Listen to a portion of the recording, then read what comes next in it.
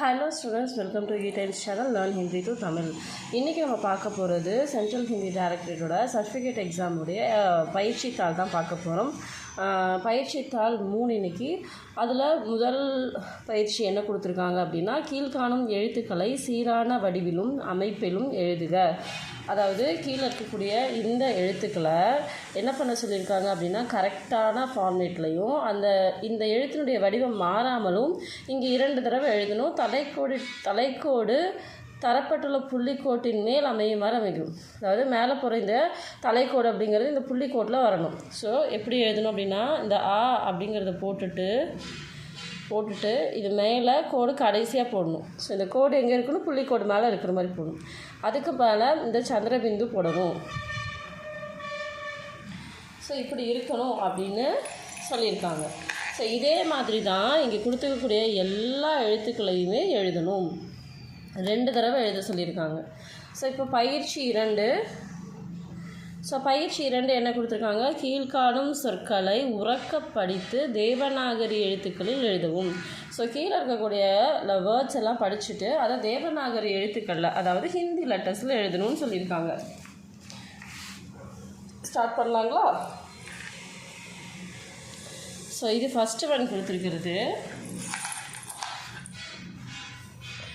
ஹைங். மேலே புள்ளி வைக்கணும். புள்ளி வைக்கிறதுக்காக தான் இந்த கோடு. ஸோ ஹைங். நஹீங். பாஞ்ச். புள்ளி வச்சு சாப்பிடணும். பாஞ்ச்.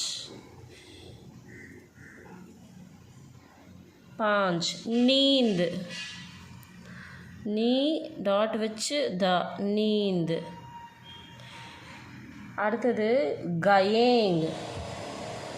இது கா கிடையாது, க ஏ இங், கயேங். இது சீஞ்சாயி. சி இன் சா இ, சீஞ்சாயி. முஹ்.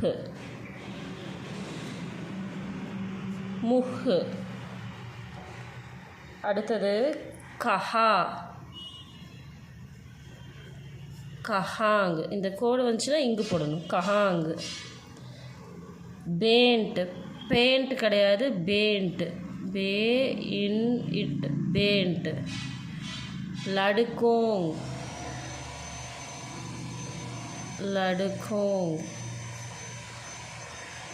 ஓகேங்களா? இப்போ பயிற்சி 3. பயிற்சி 3ல் கீழ்காணும் இந்தி சொற்களுக்கு நிகரான தமிழ் சொற்கள் எழுதவும். ஸோ இங்கே கீழே ஹிந்தி வேர்ட்ஸ் கொடுத்துருக்காங்க, ஹிந்தி வார்த்தைகள் இருக்குது, அதுக்கு தமிழ் வார்த்தை எழுதணும். இதில் பார்த்தோம் அப்படின்னா இது என்னென்னா, இதுவும் ஒரே மாதிரியான வார்த்தைகள், கொஞ்சம் ப்ரொனவுன்சியேஷனில் வித்தியாசம் வரும். உச்சரிப்புகளில் மட்டும்தான் இது 2க்குமே வித்தியாசம் வரும். இது பார்த்தோம் அப்படின்னா சா இஸ் சாஸ், இது சா இன் இஸ் சான்ஸ். இப்போ சாஸ் அப்படின்னா மாமியார், சாஸ் அப்படின்னா மாமியார். சான்ஸ் அப்படின்னா சுவாசம், மூச்சு சொல்லுவோம் இல்லையா, அந்த மூச்சுக்கு சான்ஸ் அப்படின்னு சொல்லுவாங்க. ஸோ இது 2க்கும் எழுத்துக்கள் எல்லாம் பாருங்களேன் ஒரே மாதிரி இருக்குது. இங்கே மேலே சந்திரபிந்து இல்லை, இங்கே இருக்குது. இப்போது சந்திரபிந்துவோட போட்டால் வேறு அர்த்தம், போடலைன்னா ஒரு அர்த்தம். ஸோ அதை தெரிஞ்சுக்கிறதுக்கு தான் இந்த பயிற்சி கொடுத்துருக்காங்க. அடுத்தது காட்டா அப்படின்னா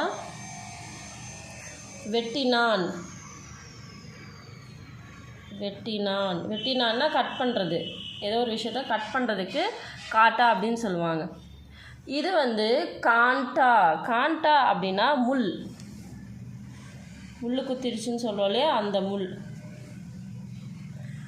நெக்ஸ்ட்டு இது கஹான்னா சொன்னான் அப்படின்னு அர்த்தம்.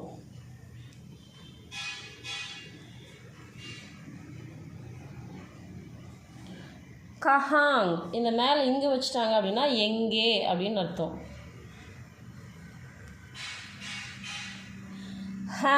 இருக்கிறது. ஹேன்னா இருக்கிறது. ஹேங் மேலே டாட் வச்சுட்டாங்க அப்படின்னு சொன்னால் இருக்கின்றன, ப்ளூரலில் சொல்கிறாங்கன்னு அர்த்தம்.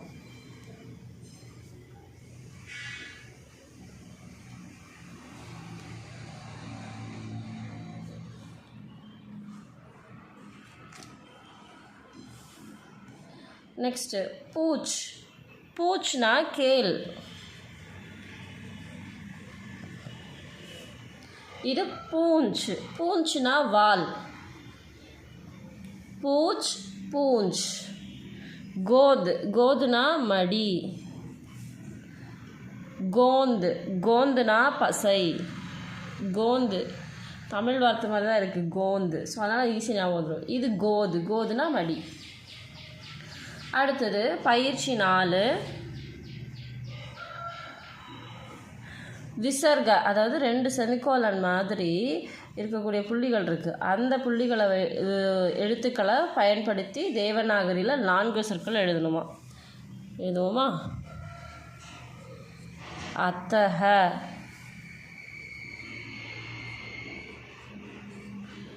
புனஹ, பிராயஹ,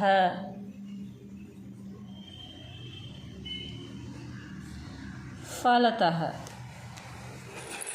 ஸோ இது எல்லாமே விசர்கு. இந்த மாதிரி 2 புள்ளி வச்ச மாதிரி இருந்துச்சுன்னா அது விசர்கு அப்படின்னு சொல்லுவாங்க. இப்போ பயிற்சி 5.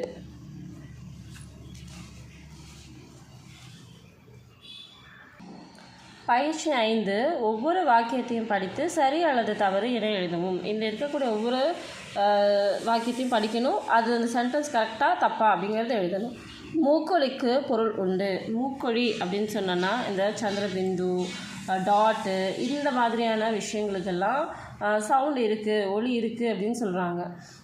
அதாவது மீனிங் இருக்குதுன்னு சொல்கிறாங்க. கண்டிப்பாக அதுக்கு மீனிங் இருக்குது. ஏன்னா நம்ம இங்கேயே பார்த்தோம், மேலேயே பார்த்தோம். சாஸ், சான்ஸ், காட்டா, காண்டா. அப்போ அதுக்கு பொருள் மாறுபாடு இருக்குது. அப்போ இது சரியான வாக்கியம்தான். சரி. அனுநாசிக். அனுநாசிக்னா இந்த சந்திரபிந்து வச்சுருக்கிறதெல்லாம் அனுநாசிக். புள்ளி வச்சுருக்கிறதெல்லாம் அனுஸ்வர். இப்போ அனுநாசிக் என்ன சொல்கிறாங்கன்னா உயிர் ஒலி கொண்ட எழுத்துக்களின் மேல் இடம்பெறும் குறியீடு ஆகும். இந்த அனுநாசிக் அப்படிங்கிறது உயிர் ஒலி கொண்ட, உயிர் ஒலினா ஒவ்வொரு சத்தத்துக்குமே அந்த சத்தத்துக்கான எழுத்துக்களை குறிப்பிடுறதுக்கு தான் இந்த அனுநாசிக் அப்படின்னு சொல்கிறாங்க. ஆமாம், இது சரியான வாக்கியம்தான். மூக்கொழி தன்மையை 3வது மூக்கொழி தன்மையை குறியீடு ஒரே குறியீடு சந்திரபிந்து ஆகும். இந்த மூக்கொழி அப்படின்னு சொல்லக்கூடிய அந்த சவுண்டு இருக்கு இல்லையா, நாசல் சவுண்டுன்னு சொல்லுவாங்க.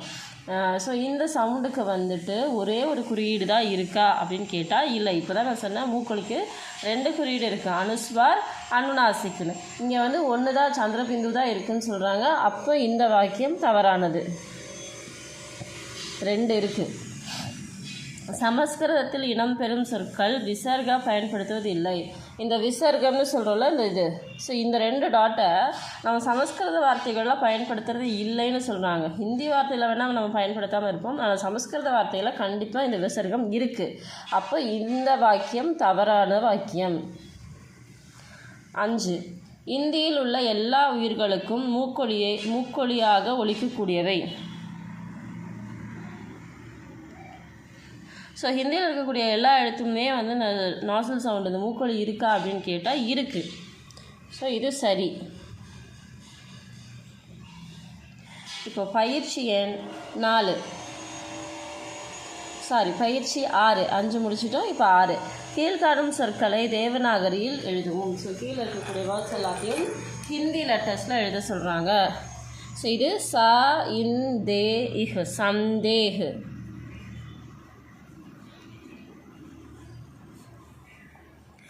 ஆத்மி. ஆத்மி, ஆத்மின்னு படிக்கக்கூடாது, ஆத்மி.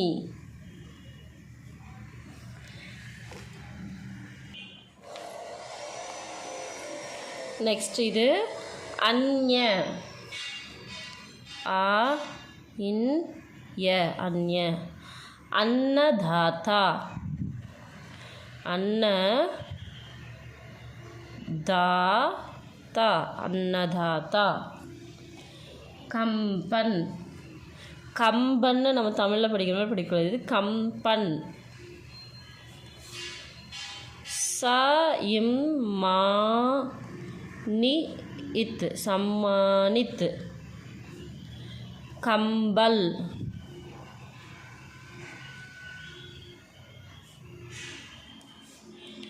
அம்மா. மா அம்மா. பயிற்சி எண் 7. கீழ்காணும் சொற்கள் அனுஸ்வர் அல்லது அனுநாசிக் என வகைப்படுத்தவும். ஸோ இங்கே கீழே இருக்கக்கூடிய சொற்களை வந்து அனுஸ்வர் தனியாகவும் அனுநாசிக் தனியாகவும் வகைப்படுத்துக அப்படின்னு சொல்லியிருக்காங்க. பொதுவாகவே வந்து அனுஸ்வர் அப்படின்னா மேலே புள்ளி வச்ச எழுத்துக்கள் எல்லாத்தையும் அனுஸ்வர் அப்படின்னும், அனுநாசிக் அப்படின்னா சந்திரபிந்து வச்ச எழுத்துக்கள் எல்லாத்தையும் அனுநாசிக் அப்படின்னும் நம்ம சொல்லுவோம். ஸோ அனுஸ்வர் அப்படின்னா ஒரு லைனுக்கு மேலே புள்ளி வச்சுருக்கக்கூடியது, அனுநாசிக் அப்படின்னா ஒரு லைன் மேலே சந்திரபிந்து போட்டிருக்குது. இந்த மாதிரி தான் நம்ம வகைப்படுத்துவோம். இதை வந்து ஒரு இதாக வச்சுக்கலாம், அனுமானமாக வச்சுக்கிட்டு இப்போ இதில் இருக்கிறது எல்லாத்தையும் நம்ம எழுதலாம். இப்போ வந்து ஜாங்கிங்க வந்து சந்திரபிந்து இருக்குது, அதனால் அனுநாசிக்கில் எழுதுகிறோம். அடுத்தது சன்சார், சன்சார். அடுத்தது பலங்க், மேலே புள்ளி தான் இருக்குது, அதனால் அனுஸ்வாரில் எழுதுகிறோம். அடுத்தது சுந்தர் மேலேயும் புள்ளி தான் இருக்குது, அனுஸ்வாரில் எழுதணும்.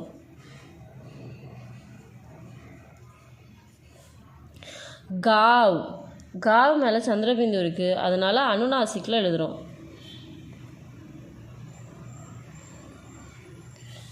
காவ்.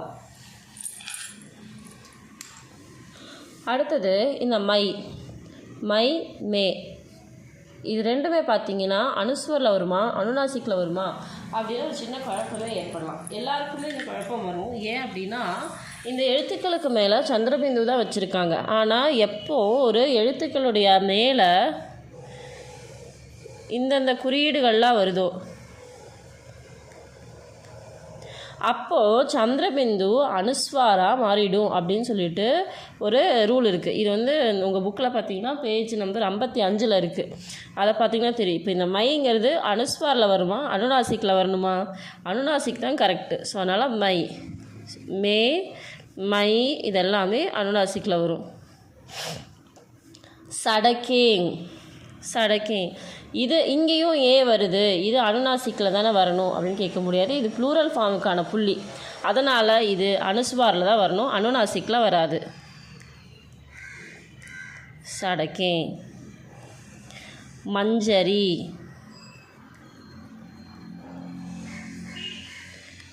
மந்தன், மந்தன். மான்ஸ் சந்திரபிந்து வந்திருக்கு, அதனால் அனுநாசிக்கில் எழுதுகிறோம். வம்ஸ். இந்த ஹையும் வந்து அனுநாசிக்கில் தான் வரும். ஏன்னா 2 கொம்பு இருக்குது, மேலே இங்கே சந்திரபிந்து தான் வைக்கணும், இடப்பற்றாக்குறையினால் இப்போ புள்ளி வச்சுருக்காங்க. அப்போ இது அனுநாசிக்கில் தான் வரும். ஸோ இப்படி தான் அனுஸ்வர் அண்ட் அனுநாசிக்கை பிரிக்கணும். அது ஏன் வந்திருக்கு எதனால் வந்திருக்குன்னு தெரிஞ்சுக்கிட்டு அப்புறமா அதை மாற்றி எழுதணும். இந்த கான்செப்ட் வந்து உங்கள் புக்கில் பேஜ் நம்பர் 55 குறிப்பிடப்பட்டிருக்கு. பக்கம் எண் 55. இதை நீங்கள் பார்த்து தெரிஞ்சுக்கலாம், ரெஃபர் பண்ணி பார்த்துக்கலாம். அடுத்தது பயிற்சி 8. ஸோ விடுபட்ட எழுத்துக்களை எழுதணும். அடைப்புக்குறிக்குள் தமிழ் பெயர்கள் தமிழில் தரப்பட்ட சொல்லின் பொருளை புரிந்து கொண்டு விடுபட்ட எழுத்துக்களால் சொற்களை நிறைவு செய்யவும். ஸோ இங்கே வந்து உங்களுக்கு வந்து தமிழ் சொற்களை கொடுத்துருக்காங்க. அப்போ இங்கே என்ன வருங்கிறத நம்ம கண்டுபிடிச்சி எழுதணும். இங்கே பெயர் அப்படின்னா நாம், மூக்கு, நாக்கு, என்னுடைய மேரா, அவனுடைய உஸ்கா, குலம்,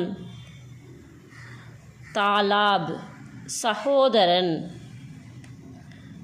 பாயி, நகரம், நகர், மற்றும், और, வேலை, काम, காது, கான், சகோதரி, बहन, சாலை, சடக்.